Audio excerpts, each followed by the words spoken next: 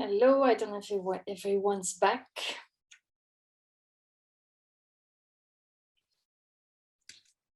Hi, we are. We can see cameras turning back on. Okay, good.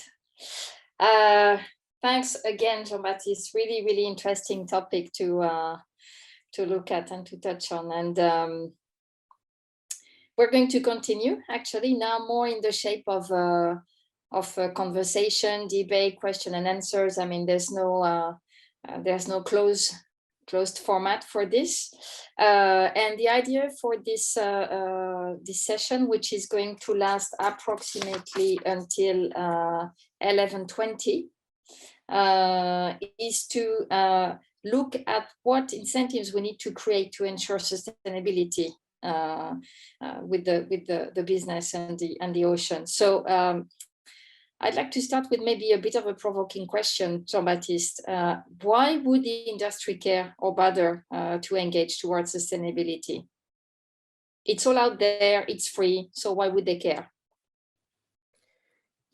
That's a good question, Chantal. And maybe, sorry, but before I jump into that answer, like just a clarification of that we will take the questions that were in the chat, right? We will follow maybe the really nice transition as well. Absolutely. If Martina didn't want to kind of show one of the interview with one of the CEO of those companies, if that was an option. Of course. Would you like? Yes, I forget. Actually, it's my mistake. No I was worries. so enthusiastic to continue the conversation. Yes, indeed, we had agreed we would look at one testimonial. So it's from 2017, and then I'll be happy to hear, Jean-Baptiste, from you if this person is still engaged and if you're still in touch with her. It's actually one or so minute testimonial, but I thought it would be interesting indeed to see from the standpoint of a person from the industry how they've been dealing and committing and engaging in this Cbos process. So sorry, let's watch the video first and then we will go back to the conversation.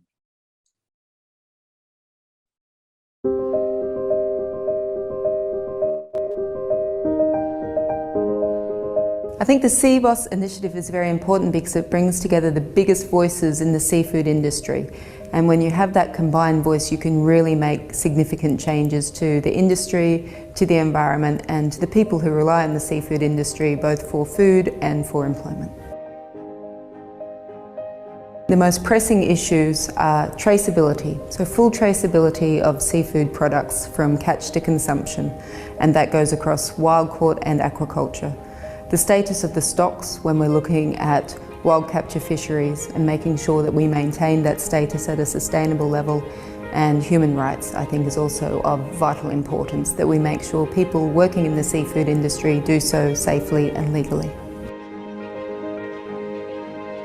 So I hope the work done by the Cbos Initiative can help influence the whole industry. If you have the leading companies saying this is the right direction to take on transparency, on sustainability, then there's a lot of influence that can move the rest of the industry in that direction. I hope that we can speak with a united voice to influence regulators, to influence civil society, and also the way seafood is consumed, because when we're looking at the global protein challenge, there's no way we can get to feeding the world's population if seafood isn't a key part of that.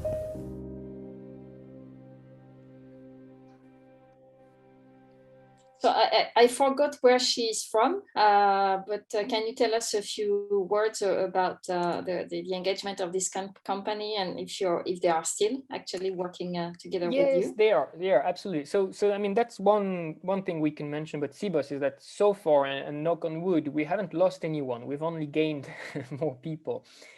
She's Darian McBain, and she's the global head of sustainability at Thai Union, which is the world's largest tuna procurer. They used to have their own fishing fleet. They stopped now, and they only procure from their suppliers. And she has really been championing sustainability for a long time now. She's very much involved with the GDST. We mentioned it in the chat, the global dialogue on seafood traceability, and you could hear her. It's on the top of her agenda. It's to make sure there is a traceable supply chain in seafood. So she's been one of the one of her closest ally in this initiative, because really understanding the value of it and pushing not only her own company, but stimulating the other ones to join. So she's more engaged than ever and really, really efficient person in that context, absolutely. Mm-hmm. So she's part of these companies who bother. So back to my initial question, why would the business bother actually? Well, there are many reasons to that, I think, and to stick to Thai Union and Darian in particular, she was hired, I believe, by the company in 2015. So she literally was hired in the aftermath of the forced labor scandal that really rocked the Thai industry and made the headlines everywhere in the world, right? No one wants to be associated with forced labor. Absolutely not. And so there is a very strong driver in the industry, which is reputational. Simple as that, right? You don't want your name to be associated with forced labor. You don't want your name to be associated with illegal fishing. At the same time, like you have some market pressure too, right? Like the European Union, when that scandal emerged, put what we call a yellow card on the Thai production, which means that basically it was much harder for Thai producer to export their product and their seafood to the European market, which is one of the largest seafood market in the world. So that becomes a very concrete and on the ground market incentives to that. Now, and maybe more recently, I think you need to see companies as part of a broader ecosystem, right? They are not operating in isolation. You have on one end, you have consumers and consumers' demand is also changing. Like the views and the awareness of the challenges is unprecedented. And so there's a lot of pressure from the consumers to which the companies have to answer. Again, I don't want to go in a supermarket and buy something that's caught by forced labor or that's illegally caught or like an endangered species as much as I can be aware.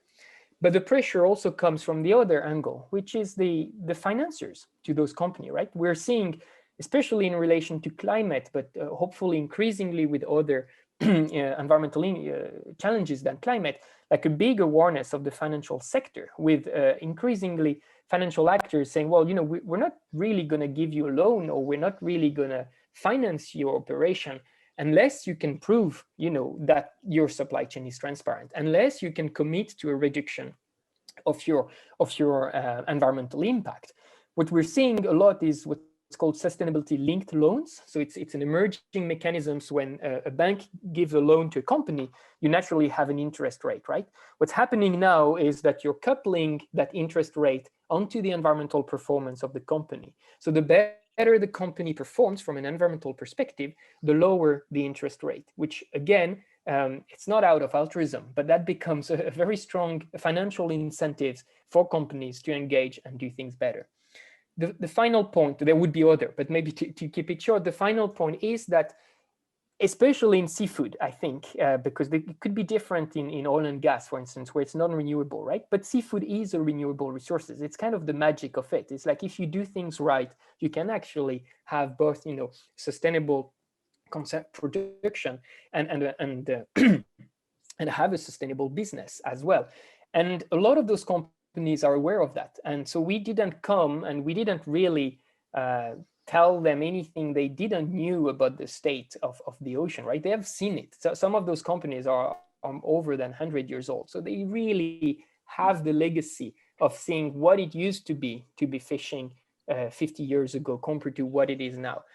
Same with aquaculture, about climate change. They've been moving their farms over the last 20 years because the water is getting warmer. So they are aware of that and they know the challenge. They maybe didn't have this kind of global perspective of what they could do about it beyond individual sector specific issues, but they're definitely aware of the challenges. And so there is also a genuine move, which is that they know their business won't be there in 30 years if they keep doing the practices as it is now. Yeah. So in the equation, we also have the scientist. And I think the next question might be interesting for all of us and help us actually to reflect together now on what could be the barriers and challenges. I mean, why would also scientists care and jump into bringing more dialogue, bidding together solutions?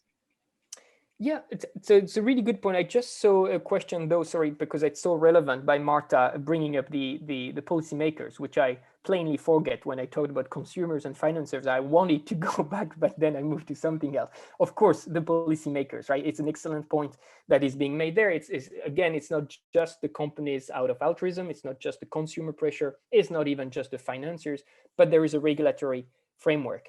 The challenge there is the co-evolution. It's like those companies themselves push their regulatory space and opportunity as much as they can, right? And so you have kind of a co-evolution between the regulatory framework and the companies. And often the regulation takes time, but it is critical. And the example here is the EU Green Deal, which goes directly back to the financiers, because as part of the EU Green Deal, you have what's called the EU taxonomy, which is a very bold and potentially very transformative new thinking in terms of defining what would be a sustainable business and what could banks invest in as sustainable. So yes, Marta, very much agree. Policymakers are an important part of the equation here.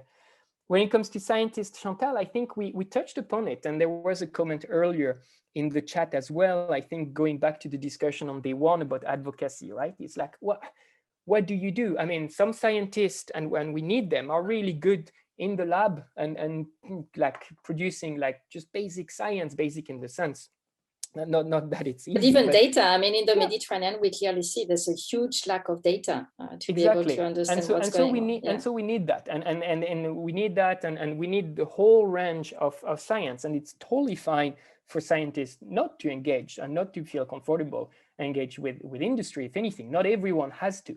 I come with the cap of a sustainability scientist, and from a sustainability perspective, we are very much driven by that, by change, right? By acting as change makers and like driven by problems and orientated by solutions. So what solution can we find? And I do echo Yanea point on on the advocacy. I think this is one way for us and for scientists who wants to engage and try to have an impact.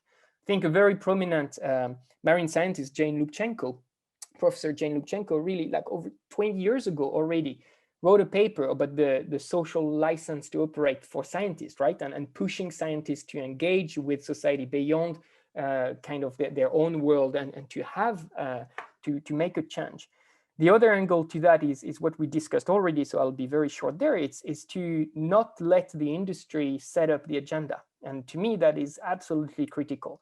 The risk, because sustainability has become a buzzword, and in a way it's good, but in another way it can be hijacked, right? And that means that everyone's going to put the sustainability tag on their operation.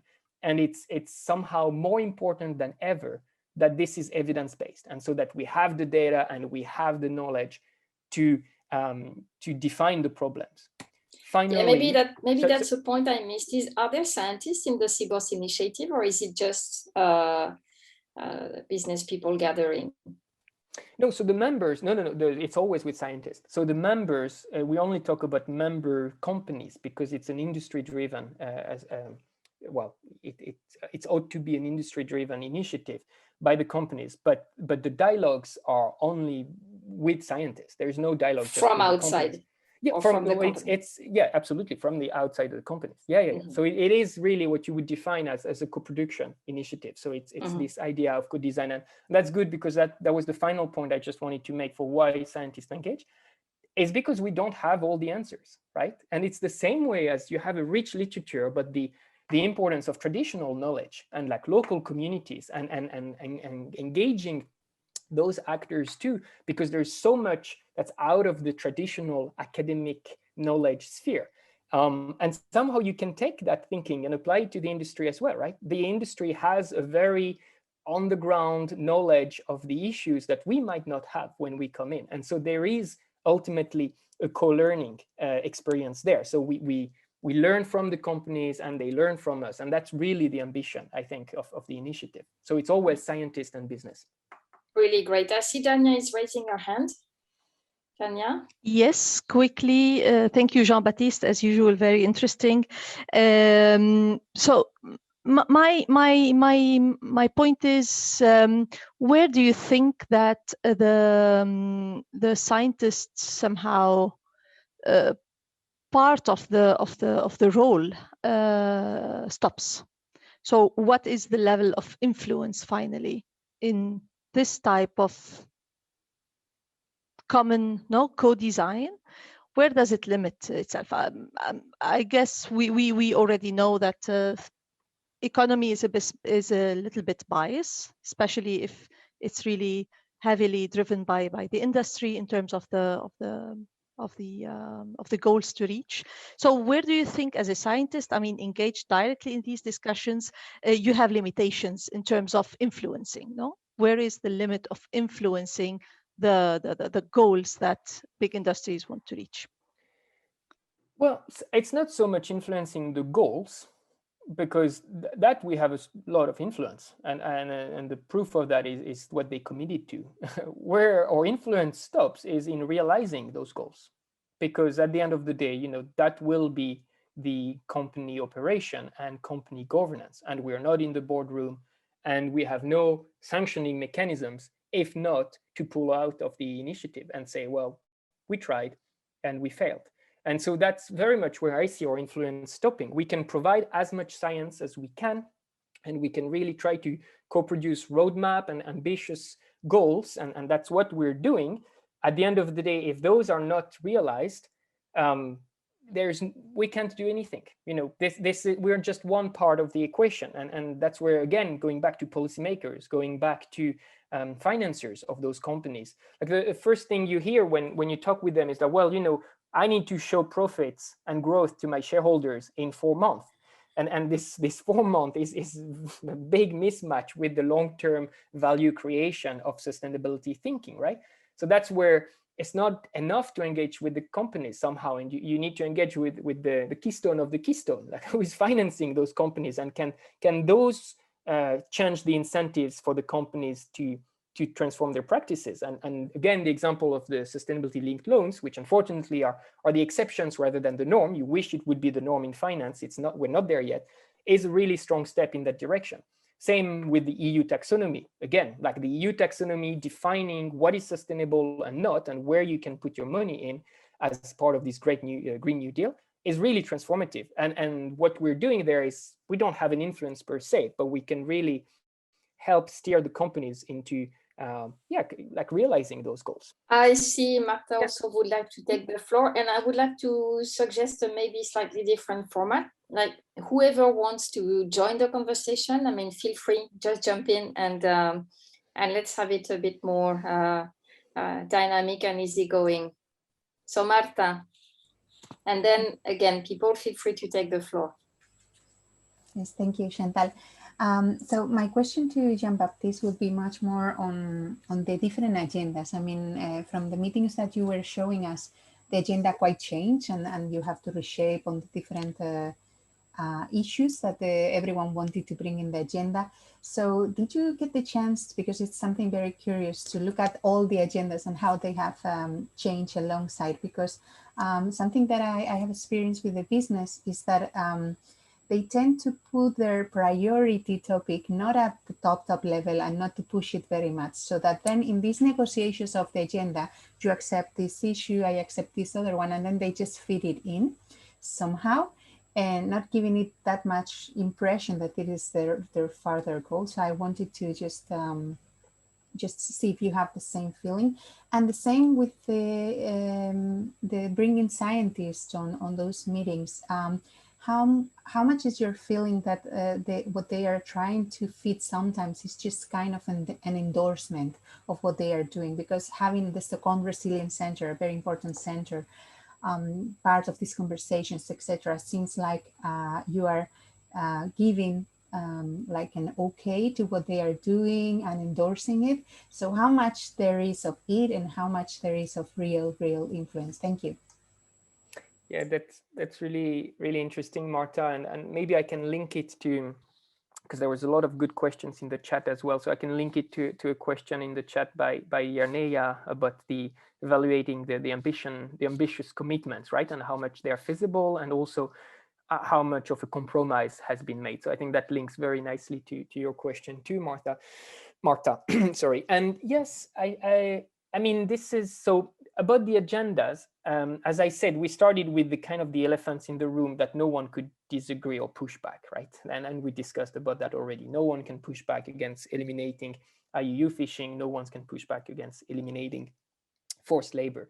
Now, in those elephants in the room, you also have kind of a supply chain dimension, right? It's one thing to eliminate and commit to eliminate it in your own operation. So you have your own fishing vessels, and then you have the direct authority and direct monitoring of those. And that's what they literally committed now with the time-bound goals by the end of 2021, which is a big step forward because it has never really been done before. But at the end of the day, you're like, yes, finally, right? It's like, did we really need 2021 to have companies to commit to that in their own operation? So there's mixed feelings there.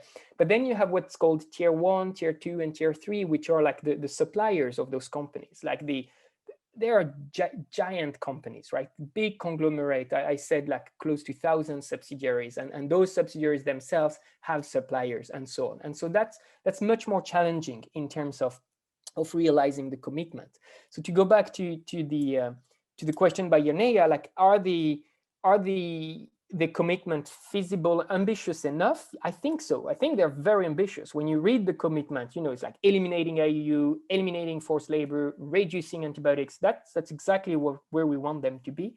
And the compromise so far has been on the time dimension of it, because 4 years ago, we were not going to put any kind of time limit, right? We were hoping to build trust, build that relationship. And so it literally took us 4 years, from November 2016 to December 2020, to 4 years to get those companies to commit to time bound. And the compromise has been in those time bound goals, right? It's been really an interesting discussion going on between scientists and companies on what would be enough, because of course we aim much higher, and the company out of certainty or like safety kind of aim lower because they know how hard it's going to be to deliver. But at the same time, we can't just wait any longer, right? So the compromise has been there. In an ideal world, we wanted much more to be achieved or to be committed in much sooner.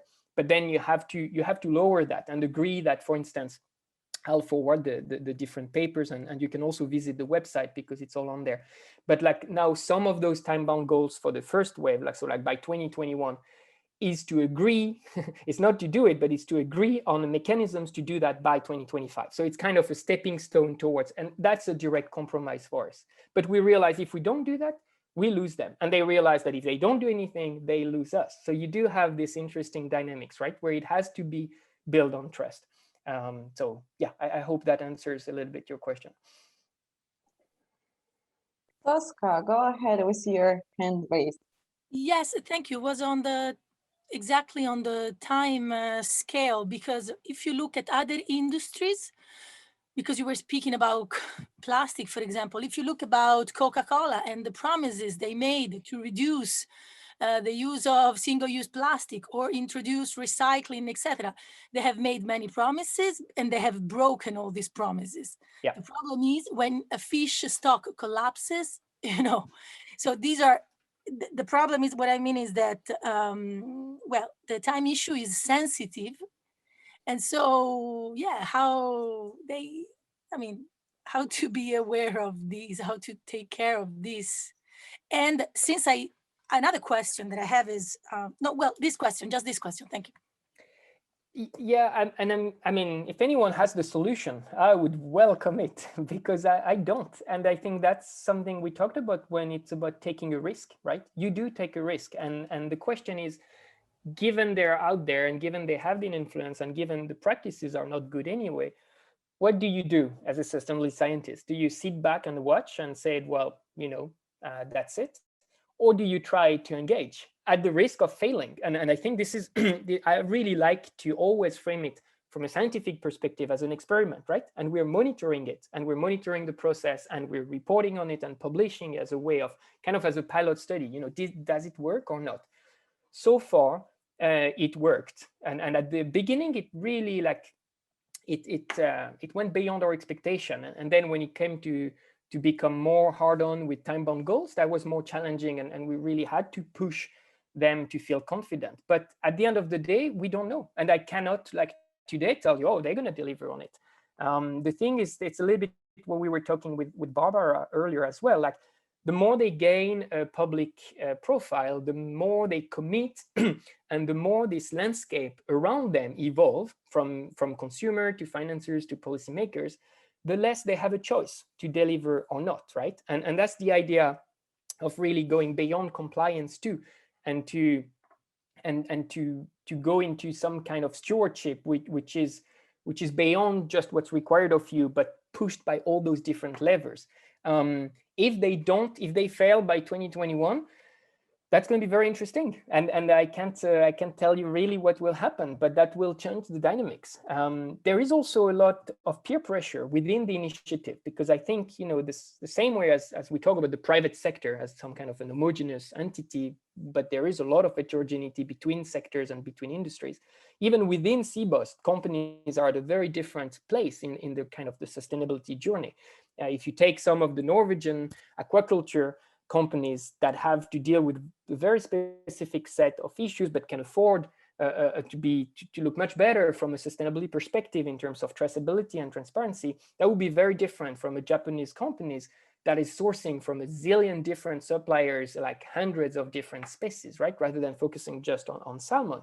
And yet even the companies that focus just on salmon have their own set of challenges. It's not all green. So I think within the initiative, you have some like leaders and some laggards, and that's the point. The point is that you're lifting the ones that are maybe lagging a little bit, but whether they will deliver on everything they said, I cannot tell you. I can just hope it happens.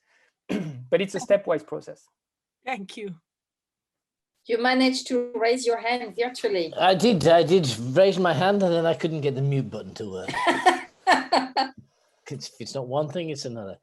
No, I'd just like to reinforce what JB is saying. We can sit on the sidelines and regret that we didn't do. I always think that we regret the things that we don't do. I think he's been very brave, and I think the Stockholm Resilience Centre has been very brave in risking their reputation. But without risk, there's no reward. And I think that this initiative that they brought forward is an excellent example of engaging with industry. And when I think about engaging with industry, I sometimes think that it's more important to engage with industry, because some of these CEOs have the mobile numbers of the prime ministers of 20 different countries, have the mobile numbers of the leaders of the opposition to those prime ministers in 20 different countries. So they have influence beyond what we would normally think of the 4-year political cycle.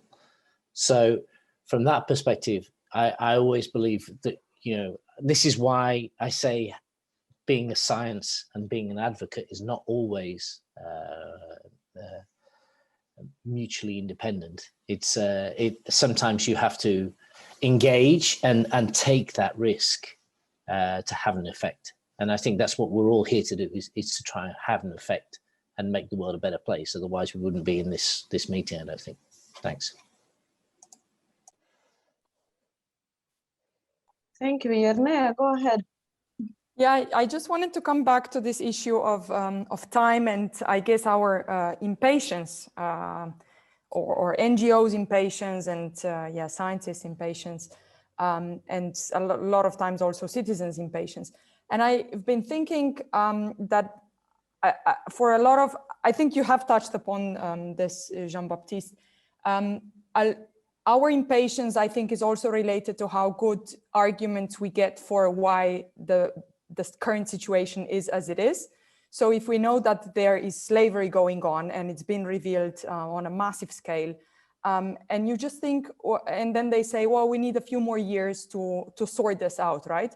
Then I think we are, for a reason, there is some sort of impatience, and you should think it should be sorted out with contracts and just making sure that people have somewhere also to sleep, and like the hygienic conditions. And I mean, there were so many things surrounded there.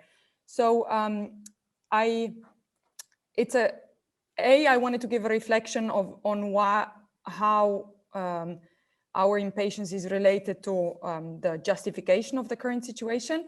And I was wondering if we can hear a little bit more about how far these companies have been willing to share the reasons for not acting earlier than in a few years' time.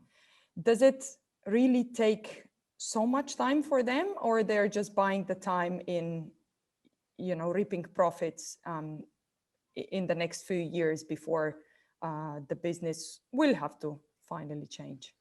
Because we see, and I'm saying this, it's really, we see this this problem of time commitment is becoming really an issue across different environmental domains or regimes. For instance, it was one of the key things in the EU climate law, right? We knew we wanted to get to a zero carbon emissions, but there was really a question as to whether that should be by 2050 or 2030 or never, and so on. So it's kind of a perpetual issue.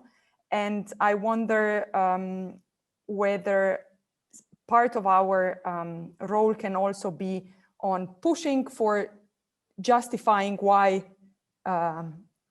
they can't move on earlier. Yeah, yes, I think you're right, and it's somehow what I tried to capture earlier by saying, you know, this coevolution between it's a race between the companies pushing their boundaries and trying to shape their regulatory landscape as much as the policymakers are doing the other side and trying to shape it and constrain it. And there is no, I think there is no easy answer to that. One dimension of it is the complexity of the supply chain.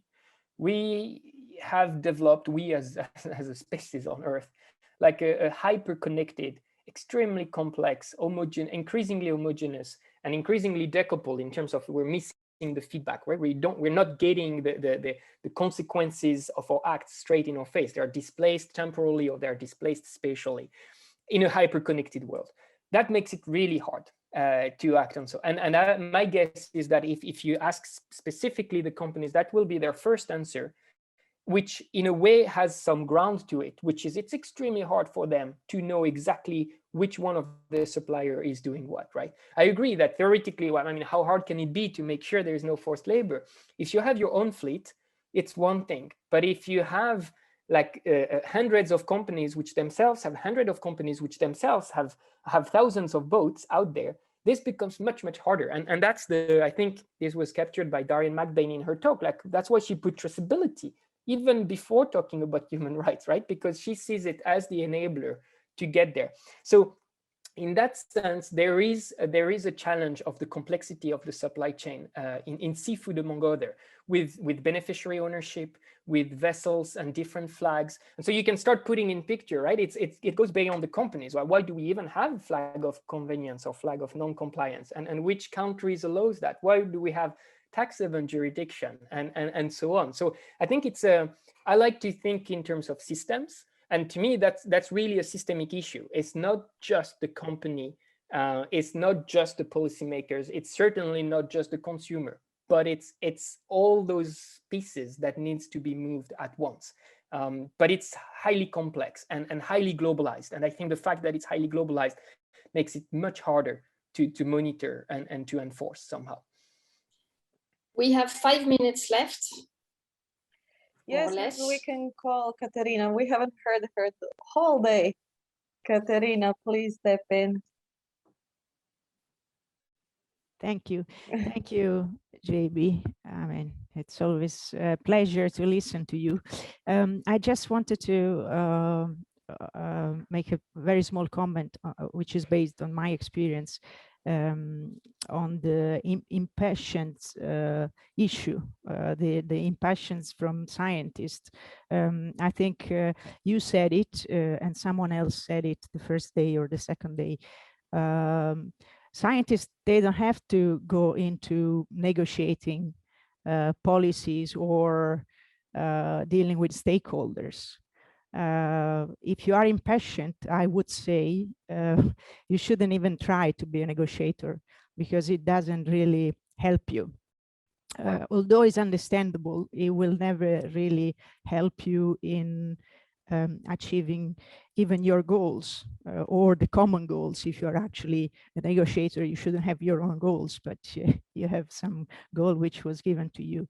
So yeah, I think it's important for all of us to understand how we react in a situation where we have to negotiate with stakeholders that might have a completely different starting point compared to us, or end point even. And this means also finding middle ground, going step by step. You mentioned the setting goals which are achievable, so milestones, and I think that is actually a great way of solving the problem of always setting fantastic goals which we never reach. Because we don't even know how to get there.